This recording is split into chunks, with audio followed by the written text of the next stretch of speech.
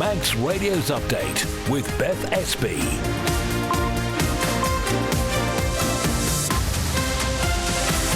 Well, first of all, good evening. Welcome to Thursday's update, where we'll take you through the main news of the day, which today includes the Trade Union Council demanding answers from the Chief Minister as they believe the island's healthcare system is still falling short. We're also going to hear some news about fluoride. Also tonight, as communities continue to clear up after this week's storm, questions are being asked about the island's sea defences and where needs work. There's also a new timetable for the construction of a replacement Castle Rushen High School, and later a runner has taken on a mammoth marathon challenge this month. We'll be finding out all about that. As ever, the weather, the traffic and the travel as well. And if you'd like to get in touch, you can email the studio@manxradio.com. We'll start with a roundup of the main news headlines with Lewis Fastamai. Tynwald has approved an amended motion forcing government departments to support increased use and promotion of Manx produce through the Isle of Man Food Security Plan. Douglas North MHK John Wannenberg wanted to ensure supermarkets operating on the island procure, supply and promote Manx goods, and that government services prioritise locally produced food. His motion followed a petition by the Manx National Farmers Union, which drew 1,800 signatures. The Department of Education has unveiled a new timeline for the construction of a replacement Castle Rushen High School.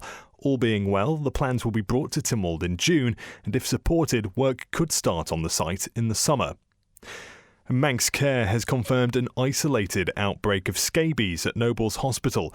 In a statement to Manx Radio, it says all necessary precautions and procedures are being followed to ensure the safety and well-being of patients and staff. It adds the situation is being carefully monitored and there's no wider risk to the public. In the latest international news, the number of people in hospital in England with flu has increased by 55% in a week. NHS England says it's facing a worst-case scenario December, with an average of 2,660 patients occupying beds. Dr. Connell Watson from the UK Health Security Agency has this advice. If people can still get vaccinated and haven't been yet, we would very strongly recommend that anybody who hasn't yet take up vaccination in the next few days. Get in touch with the NHS to book an appointment for yourself, or if your kids had missed the school appointment, be in touch with the NHS School Immunisation Service. Volodymyr Zelensky says Ukraine's presented the US with an updated version of a peace plan. He's told reporters the Americans have discussed an idea to create a free economic zone in parts of the east. It said Kyiv's troops would withdraw under the plan, with territorial concessions needed to be voted on. And police are looking for 4 men they want to speak to over items stolen from Bristol Museum. More than 600 artefacts were taken from the British Empire and Commonwealth collection in late September. Those are the headlines. I'll be back with the news at 6. Thanks very much, Lewis. Now the weather brought to you by Manx Glass and Glazing. So still that yellow weather warning for coastal overtopping. That's in place until around 6:15 in the usual locations. Generally, though, dry for the rest of today, although outbreaks of rain will develop through the evening, so that wasn't actually strictly true. They will be heavy at times, strong and gusty south or southwest winds. The best temperatures will be around 12 Celsius. The rain will clear overnight. The wind will veer west and begin to ease as well. And tomorrow is actually going to be a fine and dry day with moderate or fresh southwest winds and top temperatures of around 11. Manx Glass and Glazing can supply and install single, double and triple glazing. Call 674 573 or visit the showroom on the Snugborough Trading Estate. A ground source heat pump can save thousands of pounds a year, and you can harness this energy on island with Geothermal Limited, the water borehole experts. Visit drilling.im and see how a ground source heat pump borehole works. That's drilling.im. Reach the Isle of Man's biggest radio audience with Manx Radio. Airtime, sponsorship and digital opportunities available. For more information on how we can help your business grow its market share, contact the friendly, experienced team on sales at manxradio.com. Cannell's Agricultural Supplies have been serving the good folk of the North for over 30 years, supplying homegrown wheats, whole and rolled oats, working clothing, fencing, animal feeds, parts, tools and emergency supplies. Call Julia on 880206 or find Cannell's on Facebook. Direct cremation is just that. An affordable and simple cremation without all the costs associated with a funeral service. Find out more by visiting directcremation.im or phone Direct Cremations on 478 422. You're listening to Update here on Manx Radio. It's just coming up to 5:05. So the Isle of Man's health service remains unfit for purpose, and the time has come for the Chief Minister to explain why the system delivered under his leadership has not met the promises made. It's a damning verdict from the Trades Union Council following debate in Tynwald this week of an independent review into the island's current health and social care model by the Mersey Internal Audit Agency. Simon Richardson has more details. The Isle of Man TUC says problems in the system are systemic, well-known and long-standing. Frontline staff continue to hold the service together, but the system they work in remains confused, unstable and overstretched.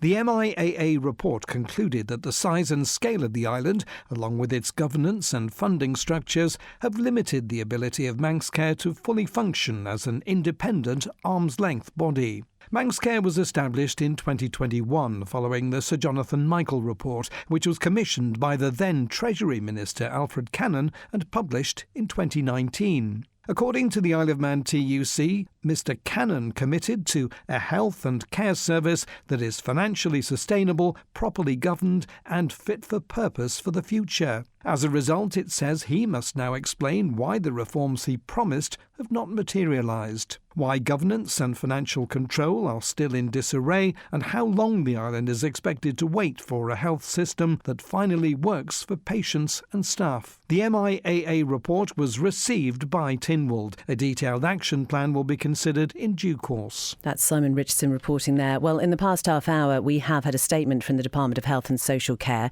which says it would like to thank the Isle of Man Trades Union Council for engaging on this important topic, which was debated at length during this week's sitting of Tynwald. In line, it says, with the outcome of that debate, the department will continue working towards returning to Tynwald in February with a full response and implementation plan. And you'll be able to find the full details of that story on the Manx Radio website. Now, a programme to provide fluoride varnish treatments for all local primary schools is going to get underway next year, around 7 months later than originally intended. Siobhan has the details. The Smile of Man initiative will be delivered by a dedicated team every 6 months and offered to children from reception to year 6. From the beginning of next term, consent forms will be sent to all parents and carers to complete. The Children's Oral Health Report, published earlier this year, indicated a higher level of tooth decay in local 5-year-olds than in the UK. The programme comes as a result. Fluoride varnish is proven to prevent tooth decay and dental cavities.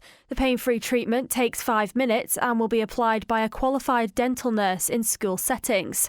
Minister for the Cabinet Office, David Ashford, says similar programmes such as Child Smile in Scotland have shown a 62% reduction in the need for fillings.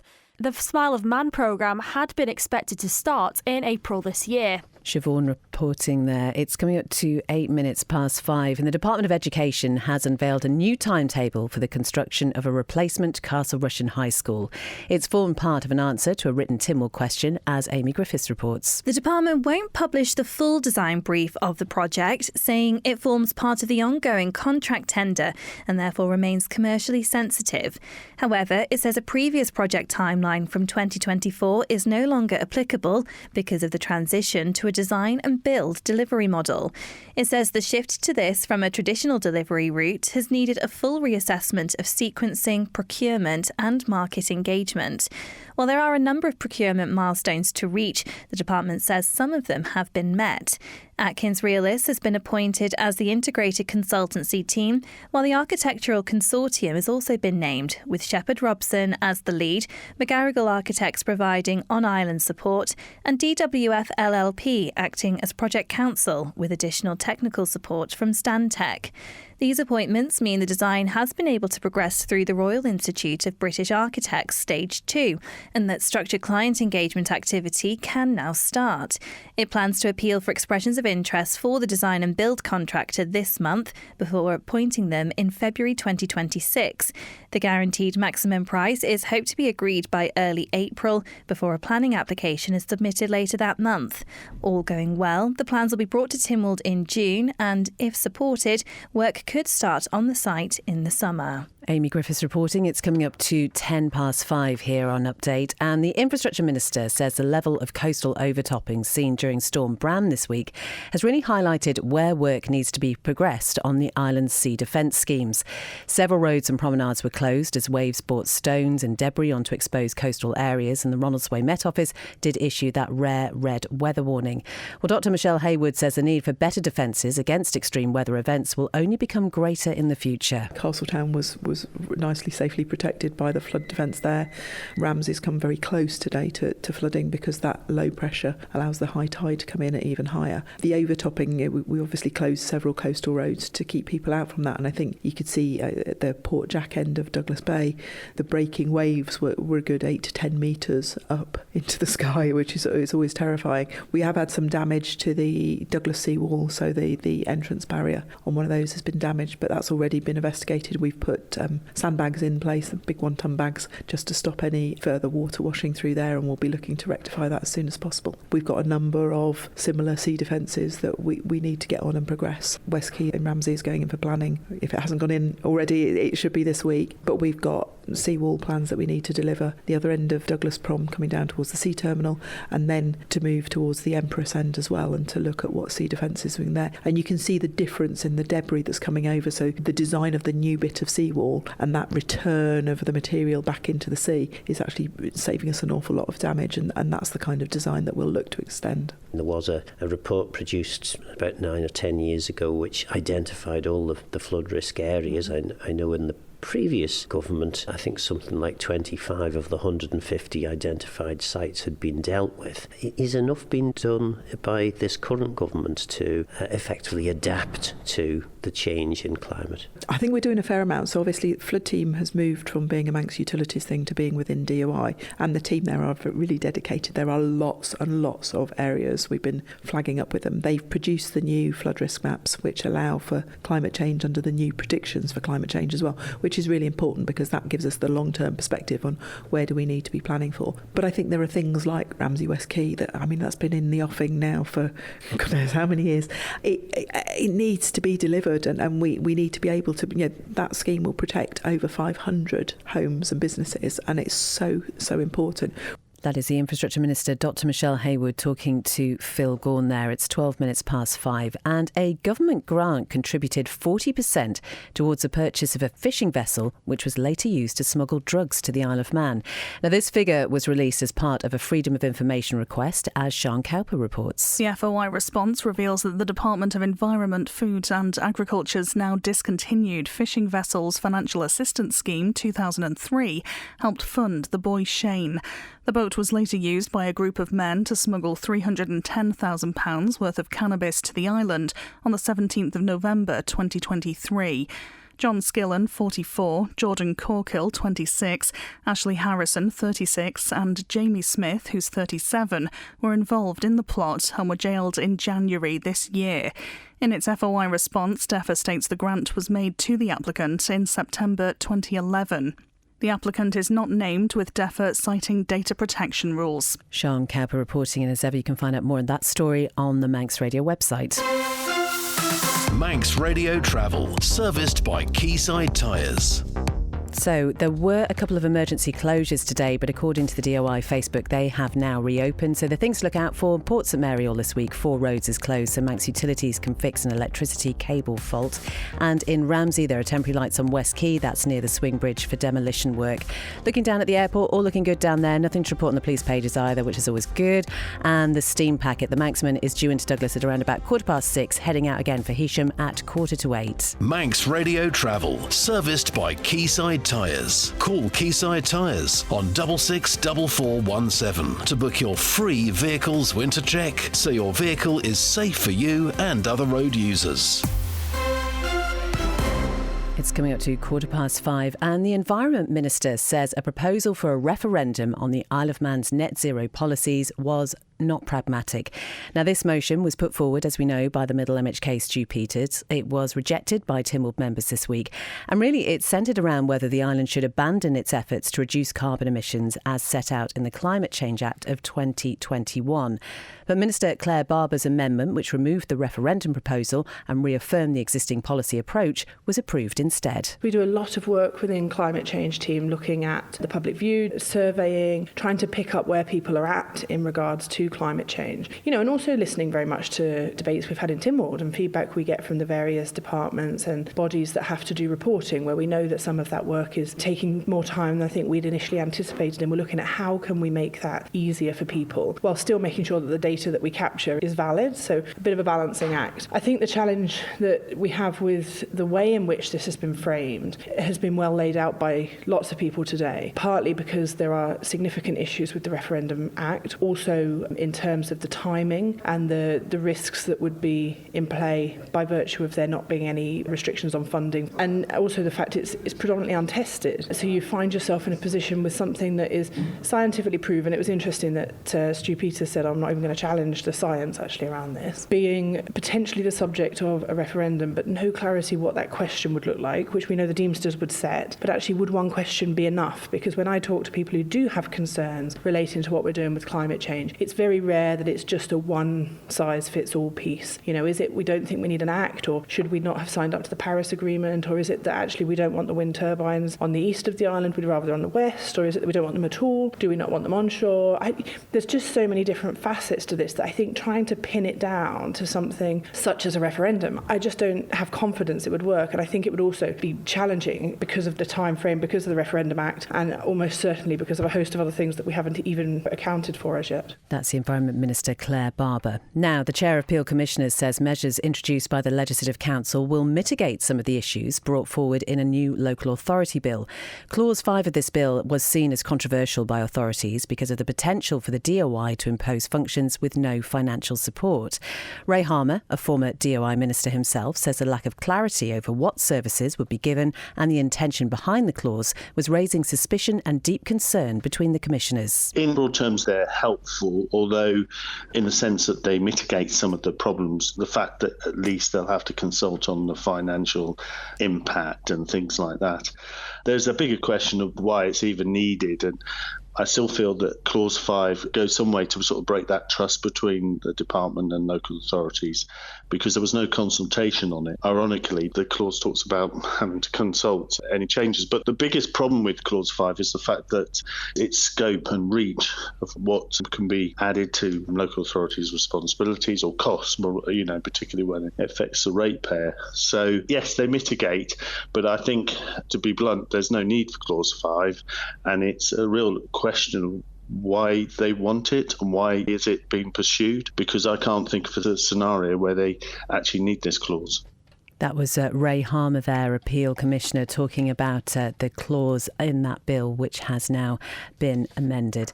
You're listening to Update here. It is 17 minutes past 5 and almost 100 allotments on Johnny Watterson's Lane will have to relocate to a new space in 2028 to make way for more burial plots at the Douglas Lawn Cemetery.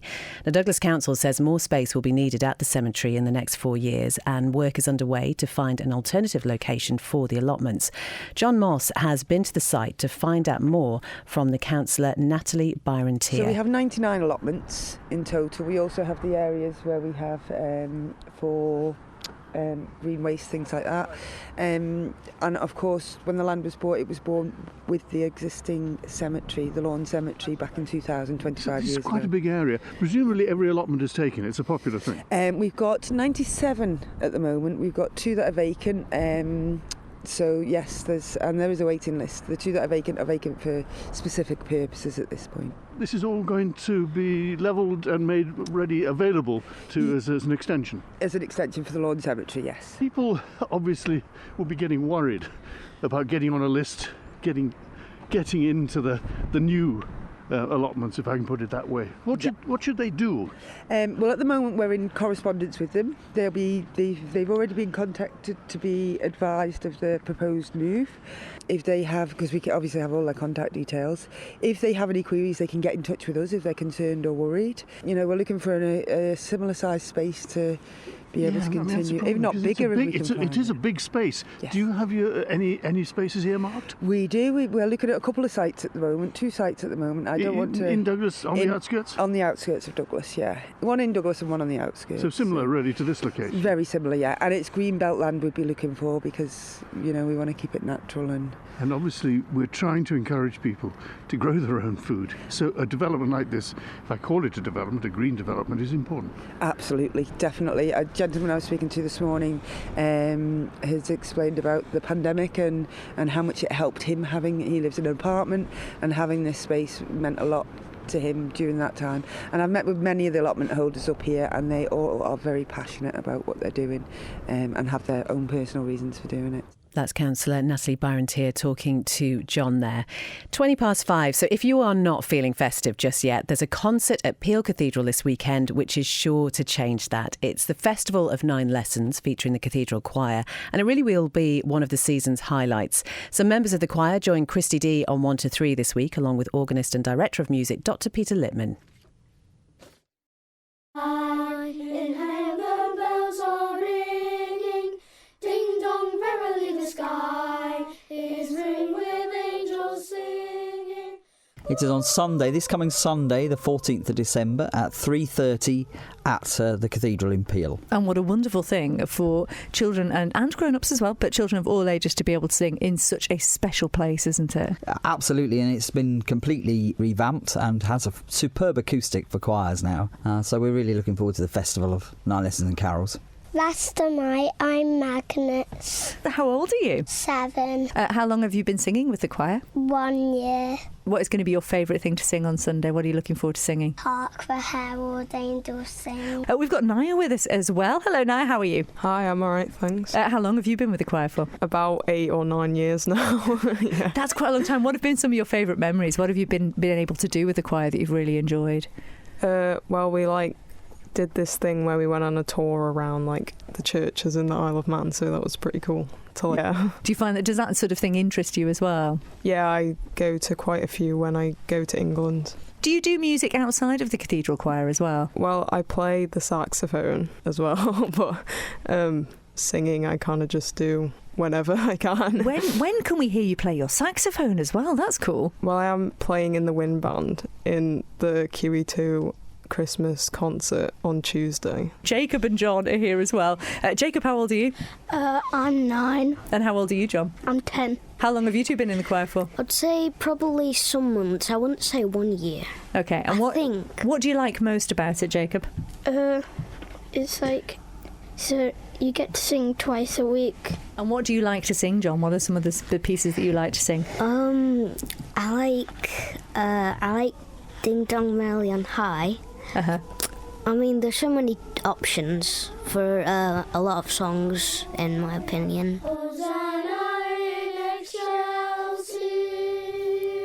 Happy Christmas! Oh, they're just brilliant. And that concert taking place at 3:30 on Sunday. That's the 14th of December. Do get there early to get a seat. OK, have you heard about the man on the Isle of Man who is currently attempting to complete 31 marathons in 31 days? Every day this month, Albert Johnson from Kirkmichael is pounding the pavements as part of efforts to raise money in memory of his friend Graham, who took his own life several years ago. So far, he's raised more than £1,600. That's going towards his fundraiser for Autism Initiatives UK. Lewis has been catching up with Albert in the past hour after he completed marathon number 11. Yeah, going really well, thank you. Yeah, I mean, my slowest one so far was my first one. So on average, I'm actually getting faster. I'm feeling really strong. My back's a little bit twingy, but it always is. What can you tell us about your friend Graham, who you're doing this in memory of? So Graham used to work for me many years ago. He was a really, really decent guy. He would have done anything for you. Real big heart. He's got 3 kids that he sadly left behind as well. Yeah, and I just feel that if he had maybe a little bit more help when he was younger because of his autism, what happened to him may never have happened. So quite sad circumstances, really. But yeah, alongside the marathon challenge, it's not just a physical challenge, but you've got to keep yourself mentally fit as well. So what are you thinking about when you've been out there on the roads? You're right, especially when it's really windy and then when it's raining as well. Take the other day, for example, I had about 3 millimetre of rain drop on me within the space of about 3 hours. So I got absolutely drenched, and yeah, it was more of a mental battle that day as opposed to a physical one. But I don't know, I've just got a bit of a knack for switching off. So I tend to just keep moving forward, because at the end of the day, every step that I take is another step closer to finishing the run, and then every run that I finish is another day closer to finishing the end of the month. And looking forward, I mean, you've got 20 more marathons to go. What are you thinking the biggest challenge is going to be over the next few weeks? The weather, I'd say. I mean, I race, I go for crowns on Strava. Anyone listening to this will probably chuckle at that. And that's pretty much how I started running. Started running in COVID 5 years ago. But yeah, I've always been quite a competitive person anyway. So, and I think running, it's probably the best sport for competitiveness, just because it's pretty much it's you against you. Just want to finish every day and then just get up and do it all over again. But yeah, definitely the wind and the rain, which are the biggest obstacles, are standing in my way to completing this. Isn't he incredible? Albert Johnson, just over a third of the way through his 31-day marathon challenge. You can find a link to his fundraiser on the Manx Radio website. Rob's here now with the latest sports news. I get tired just thinking about that level of running. Yeah, I'm excited. I might have a little nap now, actually. I know, phenomenal effort, absolutely. OK, so in sport tonight, to start off in football, and a long-term servant of Peel AFC has been awarded the Freedom of the Town. The club's secretary, Colin Moore, was presented with the Freedom of Peel by Chair of Peel Town Commissioners Ray Harmer during a presentation this week. In a short statement on the club's social media page, Mr Moore is thanking Peel AFC's committee for nominating him for what he calls a prestigious honour, calling it a privilege to have been part of the club for many years. The Isle of Man Football Association is also congratulating Mr Moore on the accolade, describing him as a stalwart of the club in addition to his many voluntary roles within the FA itself. In netball, the Isle of Man has announced its squad to take on an international series this weekend. The Isle of Man under-19s will travel to Edinburgh to take part in a Europe Netball under-19s training event from Saturday to Sunday. The 12 players heading to Scotland will be Izzy Burns, Holly Charmer, Grace Cottier, Winnie Davis, Lily Gell, Amelie Hutchinson, Poppy Irving, Sarah Long, Eve Nash, Leah Prentice, Chloe Schofield and Annabelle Thomas. They'll be led by head coach Nicole Presley, who will be assisted by Ailish Harris. And finally, just a few days remain for people to submit nominations for the 2025 Isle of Man Sports Awards. The annual event celebrates achievements and inspiring people across the Manx sporting community, with the latest upcoming ceremony scheduled for Thursday the 26th of February 2026 at the Villa Marina in Douglas. There are 12 accolades which people can submit names for to be in contention for honours, including the coveted Isle of Man Sportsman of the Year and Isle of Man Sportswoman of the Year title. Entries will close this Sunday, the 14th of December, and anyone wanting to put forward a nomination can do so by completing the online form on the Isle of Man Sport website or emailing IOM Sports Awards, all one word, at gov.im. Details of the categories someone can be nominated for are available at manxradio.com. To be eligible, nominees must be Manx or have resided on the Isle of Man for at least 2 years. Does that mean I'm eligible? I suppose, yeah. Yeah? Why I not? just need to find a sport, yeah? Before February. Absolutely, plenty of time. Plenty of time. I'll work on it. Rob, thank you very much indeed. That is all from Update tonight. Thank you for your company. Coming up next, it's Shaq Lair with Fiona McCardle. Then Jason Moore is with you with Greatest Hits tonight from 6 at 9. It's a little light music with Morris Powell. And we'll round off the day with After Hours with Ree at 10. Whatever you're doing this evening, have a good one. We'll talk to you again tomorrow.